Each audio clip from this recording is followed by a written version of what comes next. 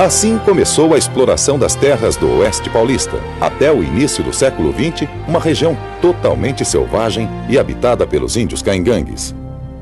Somente a partir de 1905, a Comissão Geográfica e Geológica do Estado realizou os primeiros levantamentos nos rios do Peixe, Feio e Tietê, partindo do leste para o oeste até o Rio Paraná. Em nossa região, a expedição começou a exploração em junho de 1905. O primeiro acampamento foi instalado no Córrego do Arrependido, iniciando a conquista do extremo sertão oeste pelo Vale do Rio do Peixe. As expedições nas selvas continuaram em 1906.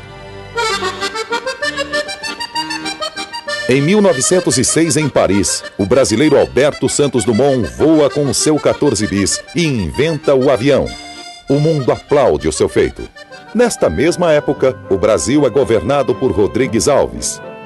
O café já é o sustentáculo da economia do país, ciclo iniciado nos tempos da monarquia e ainda hoje um dos principais produtos brasileiros de exportação. Originário da Abissínia, o café foi cultivado durante séculos pelos árabes, inclusive na região de Cafa, daí surgindo seu nome. As primeiras sementes chegaram ao Brasil em 1727, trazidas da Guiana Francesa por Francisco de Melo Palheta. Inicialmente plantadas no Pará, as lavouras cafeeiras espalharam-se rapidamente pela região do Rio de Janeiro, utilizando mão de obra escrava. Mas no final do século XIX, com a decadência da produção nas terras fluminenses e o fim da escravidão em 1888, o café começa a se expandir para o interior paulista. São Paulo torna-se o novo centro cafeeiro do país. E junto com o café veio o trem.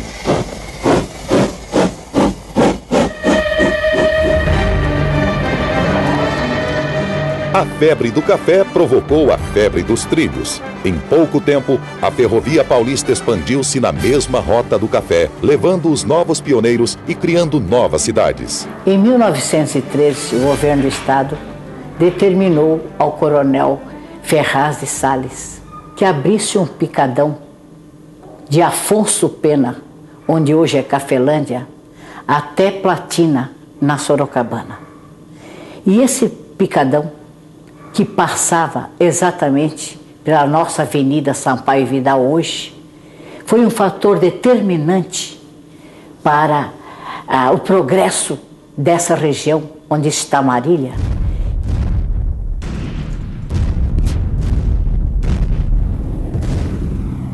Em 1914, explode a Primeira Guerra Mundial. A Europa é devastada pelo conflito, com um saldo de quase 10 milhões de mortos. Em nossa região, por volta de 1915, surgem os primeiros cafezais plantados onde hoje se localiza o Hotel São Bento, na Avenida Sampaio Vidal. Estas eram terras da fazenda Cincinatina, do médico carioca Cincinato Braga. Com 3.600 alqueires, as terras ficavam entre os rios Tibiriçá e Peixe, exatamente onde Marília nasceria. No final de 1918, a fazenda Cincinatina já era administrada por Antônio Pereira da Silva, um português nascido em Aveiro e que chegou ao Rio de Janeiro em 1881 com 14 anos de idade. Junto com Antônio, veio seu filho José Pereira da Silva, de 19 anos, seu braço direito. Entusiasmado com a região, que em breve receberia a estrada de ferro, Antônio compra 53 alqueires de terra com o objetivo de construir ali um patrimônio. O engenheiro americano Frederico Schmidt inicia o levantamento da região. As matas ainda nativas começam a cair. As primeiras ruas são rasgadas. São Luís e 15 de novembro são abertas.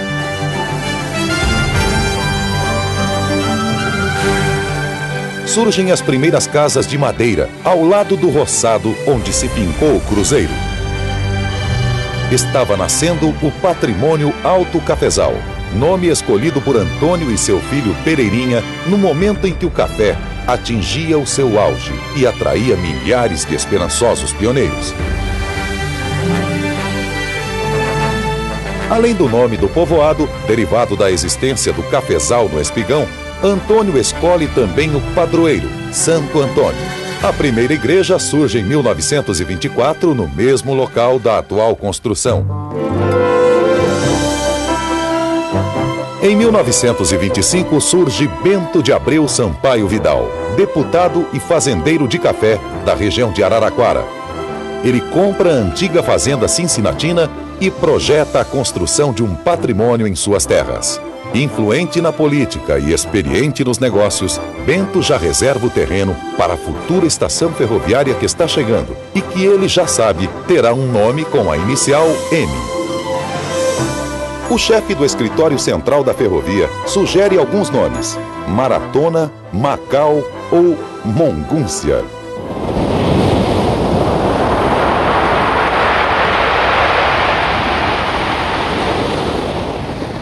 Felizmente, Bento de Abreu não aprova nenhum dos nomes e viaja para a Europa. Numa tarde de sol, próximo do Estreito de Gibraltar, Bento lê o poema de Tomás Antônio Gonzaga, Marília de Dirceu. No início de 1926, Bento de Abreu apresenta o projeto criando o Distrito de Paz de Marília, nome que também batiza o seu futuro patrimônio, cuja construção começa em 1º de abril de 1927, na divisa frontal com o Alto Cafezal. O loteamento de Pereirinha está povoado. O loteamento da Vila Barbosa já existe. Na verdade, é um prolongamento do Alto Cafezal, que neste ano se transforma em distrito policial. Do outro lado, o patrimônio de Marília cresce rapidamente. Cresce também uma certa animosidade entre Pereirinha e Bento de Abreu na disputa entre os dois loteamentos. De um e outro lado, circulam cartas contendo queixas e reclamações. Na sua primeira edição, um jornal do Alto Cafezal deixa transparecer a existência de uma disputa pelos nomes dos dois patrimônios. Em 1926, é aprovado o projeto que transforma os patrimônios Alto Cafezal, Vila Barbosa e Marília em Distrito de Paz. O trabalho de Bento de Abreu traz a primeira agência postal. O jornal Correio de Marília circula pela primeira vez em 1º de maio e 2 meses depois, o jornal Alto Cafezal. Surgem os hotéis Marília e Alto Cafezal. Forma-se a primeira sociedade médica e é lançada a pedra fundamental para a construção da Igreja São Bento.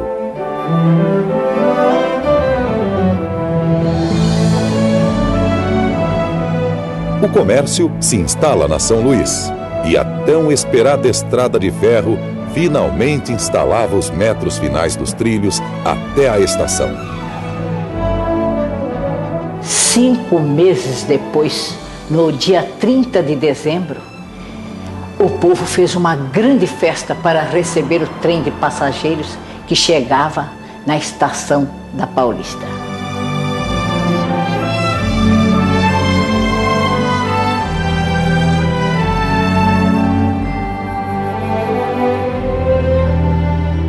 Uma semana antes, no dia 24 de dezembro, o povo recebeu com grande alegria também a notícia da criação do município de Marília. Começa o dramático ano de 1929. No Brasil, a superprodução derruba os preços e surge a crise do café. Ignorando a crise, as primeiras e modernas jardineiras começam a correr regularmente em Marília. O Carnaval de 29 já é animado. Mais de 100 carros participam do curso.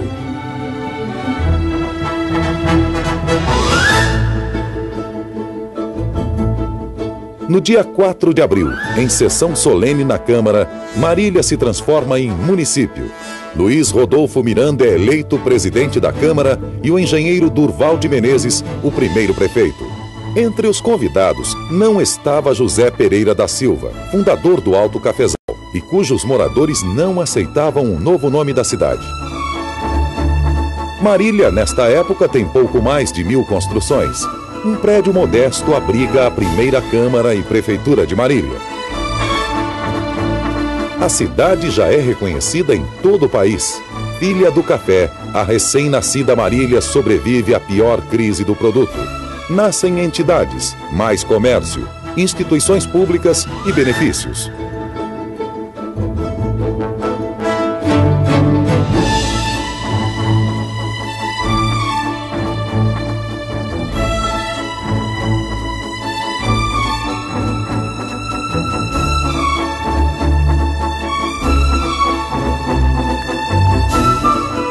E 1930 chega com mais uma grave crise. Getúlio Vargas disputa as eleições presidenciais com Júlio Prestes e perde. Denuncia fraude, lidera uma revolta e toma o poder. Em Marília, o prefeito Durval de Menezes é deposto. A prefeitura e Câmara são lacradas. Enquanto o país busca uma luz para suas crises, Marília instala o primeiro poste de energia em agosto e a cidade é iluminada no final do ano. O primeiro avião de porte desce em Marília. O serviço de telefonia com 100 aparelhos é inaugurado em 32. E em 32, São Paulo se rebela contra a ditadura de Vargas e deflagra a Revolução Constitucionalista. Marília se mobiliza. Discursos inflamados contra Getúlio convocam o povo para a luta. As mulheres têm importante participação no movimento revolucionário.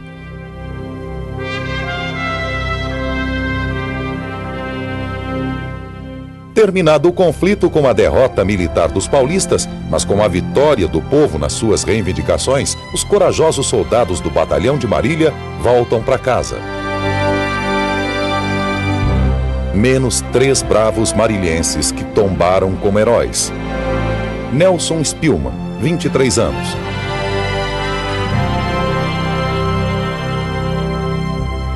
Augusto Saturnino de Brito.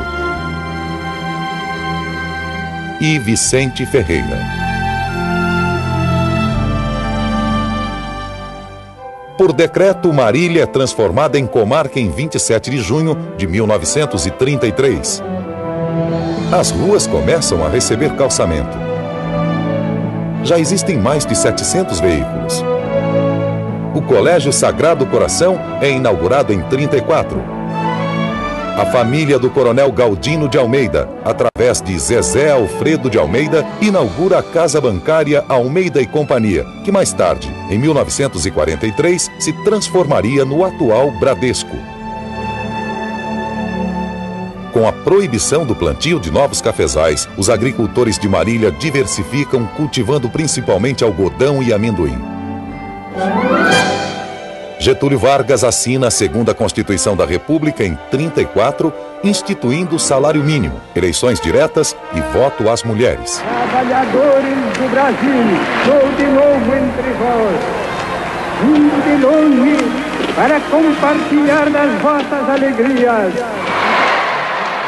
No ano seguinte, os comunistas tentam derrubar o governo, fracassam e são deportados. Getúlio dá novo golpe às vésperas das eleições e implanta o Estado Novo. Em Marília, a Rádio Clube entra no ar. No ar explode o famoso dirigível alemão Hindenburg, nos Estados Unidos. Marília já ganha perfil de liderança regional. Surgem os bairros São Miguel e Baçã. E Marília é pioneira na construção da primeira rodoviária do país. Hitler invade a Polônia e começa a Segunda Guerra Mundial. 45 milhões de militares e civis morrerão até o final do conflito.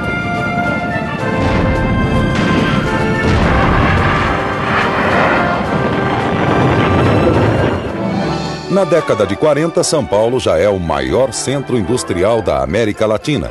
Imigrantes fugitivos da guerra chegam ao Brasil, trazendo investimentos para as indústrias e mão de obra para as lavouras do interior. Em plena guerra, Marília bate recordes na produção de algodão, 4 milhões e 600 mil arrobas. Novas indústrias surgem na cidade. A produção de seda, principalmente para a confecção de paraquedas, coloca a cidade entre as 4 maiores produtoras do país. No futebol, o São Bento Futebol Clube recebe o São Paulo e perde. Os japoneses atacam Pearl Harbor e os Estados Unidos declaram guerra ao Japão. O Brasil declara guerra ao eixo e a Força Expedicionária Brasileira embarca para combater os alemães na Itália.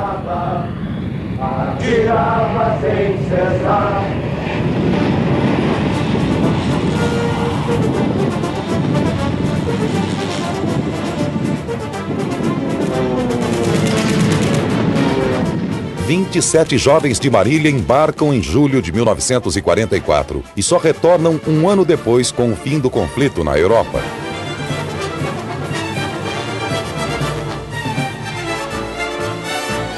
No Brasil, Getúlio finalmente é deposto e uma nova Constituição é promulgada em 46. Argolo Ferrão é o primeiro prefeito eleito após o fim do Estado Novo. Em 1948, Marília perde Bento de Abreu Sampaio Vidal, seu maior benfeitor e um dos seus fundadores. Nascido em Campinas em 1872, Bento de Abreu teve intensa atuação também em São Carlos e Araraquara. Foi vereador, deputado e secretário da Agricultura.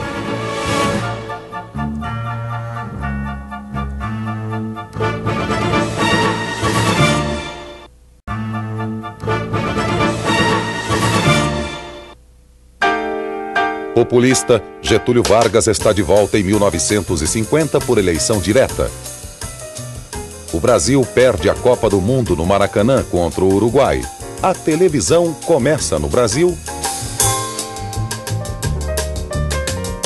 e Getúlio se vai.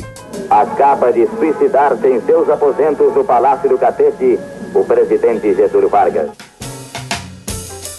Marília chega aos anos 50 como polo de desenvolvimento e registra um grande crescimento urbano. As indústrias iniciam mais um ciclo econômico da cidade.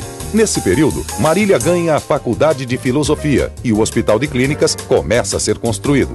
E no final da década, o Brasil de chuteiras vai à Suécia para ganhar a sua primeira Copa do Mundo e o mundo para ganhar um novo rei.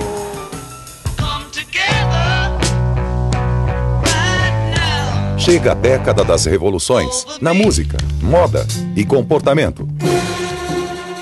A revolução dos hippies, dos estudantes na França e a vermelha na China de Mao. Juscelino Kubitschek inaugura Brasília. Jânio Quadros é eleito, toma posse e renuncia, abrindo uma grave crise política e social. Brasília urgente. O senhor Jânio Quadros decidiu abandonar a presidência do país. Em 63, o presidente João Goulart e o governador paulista Adhemar de Barros visitam Marília e inauguram a Praça Saturnino de Brito.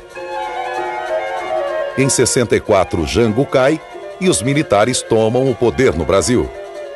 E em 66, Adhemar de Barros assina a lei que cria a Faculdade de Medicina de Marília.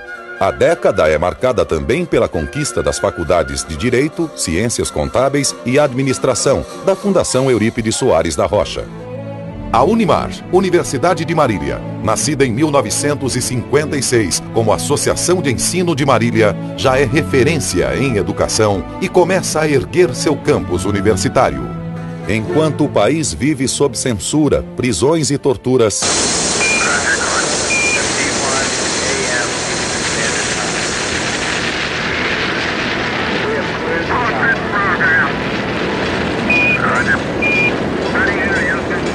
o homem conquista o espaço e desce na Lua.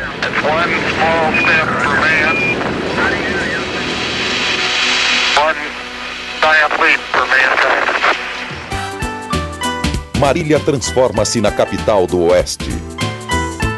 Centro de cultura e lazer.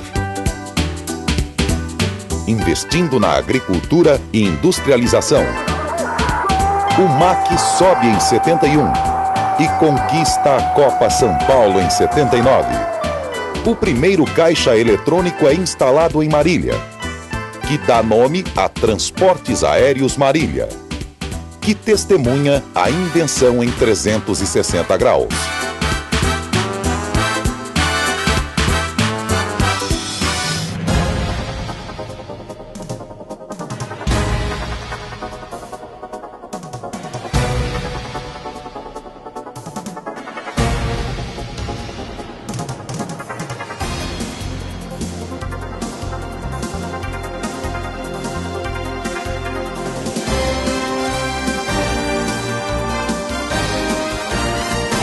A riqueza do município também está na produção agrícola diversificada.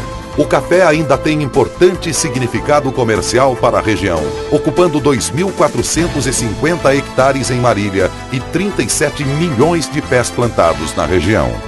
O amendoim, base de sustentação da cidade nas décadas de 40 e 50, hoje representa pouco menos de 390 hectares de plantio. Nas mais de 1.400 propriedades rurais, predomina a pecuária de corte e leite. Nossa bacia leiteira produz mais de 3 milhões de litros por mês. Marília transformou-se num grande centro estudantil. Somente na rede municipal são mais de 26 mil crianças matriculadas da pré-escola à educação de adultos.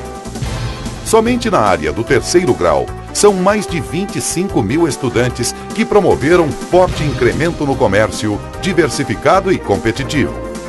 Mais de 15 mil profissionais na prestação de serviços com padrão de primeiro mundo, com importante polo de concentração médico-hospitalar com alta tecnologia. Seu parque industrial, hoje com mais de 400 unidades, é gerador de milhares de empregos e responsável por 65% da economia do município. O sistema de abastecimento garante água com qualidade e quantidade, retirada de represamentos e poços artesianos profundos. Grande capacidade de abastecimento de energia elétrica. Cidade com localização geográfica privilegiada e cercada de moderna malha viária e transporte aéreo.